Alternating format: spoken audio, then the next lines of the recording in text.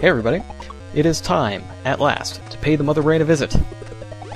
We've brought her a present, in the form of missiles, but to deliver them to her face, we first must traverse Torian and face the deadly Metroids. While deadly, the Metroids do seem to have a problem with basic platforming.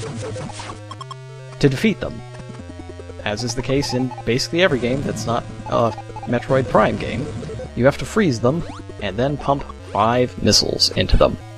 They can latch onto your head and very quickly drain your energy, which is not good, and the only way to shake them off is to transform into the Morph Ball and bomb them off.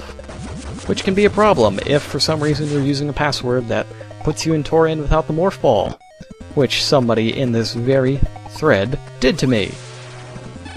Torian's a bit different than the rest of the areas in Metroid, mainly because it's completely straightforward. There is no capacity to get lost. However, there is an incredible capacity to get killed and also run out of missiles. And to combat this, the Metroids are actually kind of helpful. Unlike anywhere else in the game, the energy pellets dropped by Metroids heal you for 30, and the missiles recover 30. So, assuming that the random number generator doesn't hate you, you should be pretty well stocked up by the time you do reach Mother Brain. These little red rings, the Rinkas, or Cheerios as some people like to call them, are annoying but not really threatening until you get to the final chamber of the game. Extremely annoying, but they can be frozen. And only 3 can be on the screen at the same time, so if you freeze 3 of them, then you're basically safe. And that's going to be the tactic for finally defeating Mother Brain. But first we have to get there, and they're doing a damn good job of making it hard on me. Much more so than the Metroids. In fact, where are they? I haven't seen one in a while. Oh, there we go. And of course this one below is having a little trouble with the platforms. Let's help him out there. Excellent. Well done. Good job, everybody. Oh wait, except there's one more. That last one can actually really screw you up if you're not expecting it. For example, if you try to descend down the right side of the shaft instead of the left side of the shaft, that Metroid will mess you up. Moving on, we are steadily approaching the Mother Brain Chamber, and Torian is stepping up its Metroid deployment. Kinda makes you wonder why the Space Pirates ever considered them as pets in the first place, or thought that feeding them was a good idea, considering that Metroid's favorite snack is your face. This one's kinda stuck, but if you get 2 of them stuck together like that, 1 missile will harm both. It's very economical that way. Alright, we're here at last, the Mother Brain Chamber. This is by and far the most difficult room in the entire game. There are guns everywhere that will fire at you. Each one fires only at a specific position in its rotation, so if you know that, you can bypass them for the most part. Sometimes they'll still hit you in the head like there. Freezing the Rinkas becomes extremely important as you move on, as there will be more obstacles added later on. Each Zebutite should take 8 missiles to destroy. I was thinking 10, but I decided to watch just in case. Make sure I don't have to print a retraction. Anyways, 8 missiles. However, if you let up on them, they will regenerate. However, once they're gone, they stay gone. And in fact, this is something that's saved in the password system. So if you were to die about halfway through the room or so, the password you get when you put it back in would have the Zebutites that you've destroyed already gone.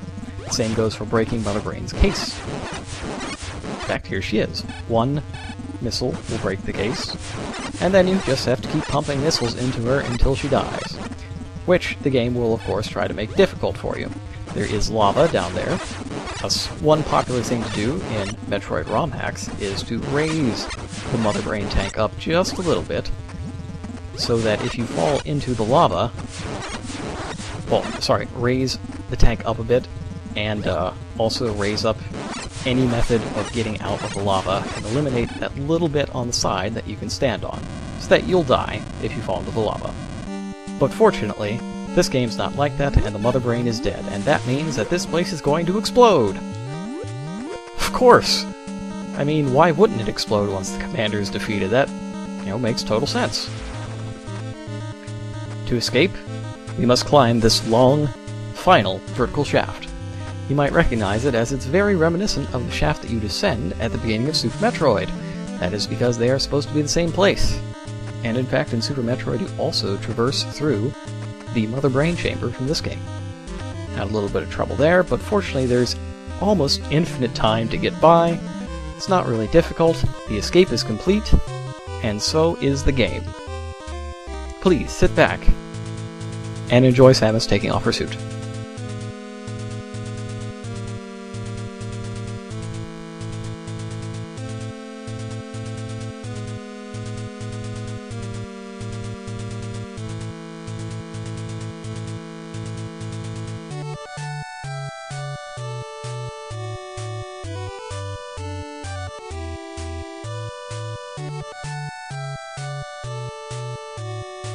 Definitely hot, but that was not the best ending. There is in fact one ending better, that you receive only if you complete the game in less than 1 hour, which I'm going to do. Initially, I was going to use the New Game Plus feature of the game, which involves keeping all of your suit upgrades from the last time and just steamrolling it. But that's kind of lame and doesn't really prove anything other than Samus is a walking death tank. So, instead, I have something else in mind, which you'll see in the future. For now, please enjoy these credits.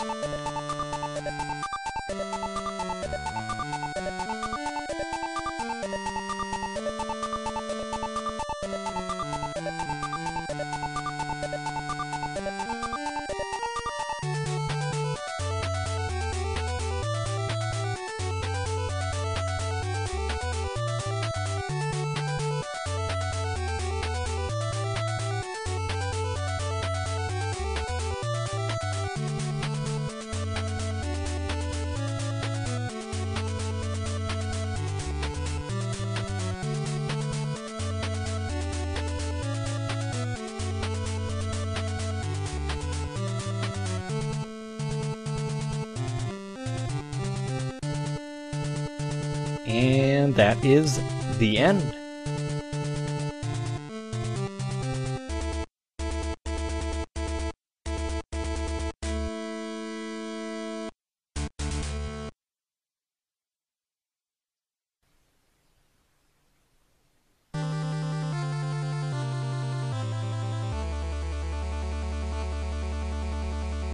Or is it?